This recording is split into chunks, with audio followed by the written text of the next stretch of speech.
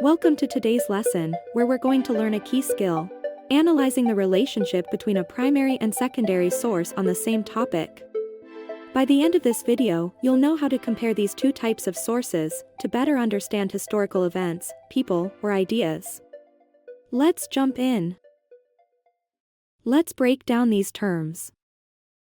A primary source is a first-hand account created by someone who experienced or witnessed an event. Examples include diaries, speeches, photographs, and original documents.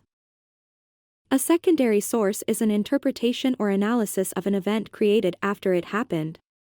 Historians, authors, and researchers often write secondary sources, like textbooks or documentaries. When you analyze the relationship between these sources, you're looking at how they connect, and what new information you can gather by studying both together. Let's start with an easy example. Imagine you're learning about the first flight by the Wright brothers. A primary source might be a letter written by Orville Wright, describing how he felt during the flight. A secondary source could be a paragraph in your history textbook that summarizes the event. By analyzing both, you can see how the textbook provides a broad overview, while the letter gives you a personal, detailed view of the event, straight from one of the inventors. Both sources work together to give you a fuller understanding of the Wright brothers' achievement. Now, let's look at something a bit more complex. Say you're studying the signing of the Declaration of Independence. A primary source could be a painting of the event created in 1776, while a secondary source could be a historian's essay, analyzing why the Declaration was so important to the American Revolution. When you compare these two, the painting gives you a snapshot of the moment, who was there and how it looked, but the historian's essay explains the deeper meaning behind the signing and its impact on the revolution.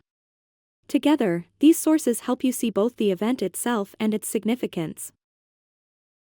For our real-world connection, imagine you're researching the sinking of the Titanic. A primary source could be a newspaper article from 1912 reporting the disaster, while a secondary source might be a modern documentary analyzing why the ship sank.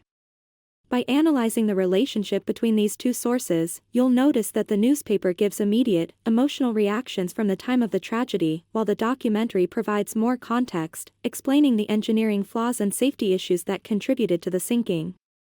The primary source captures the moment, and the secondary source helps us understand the reasons behind it.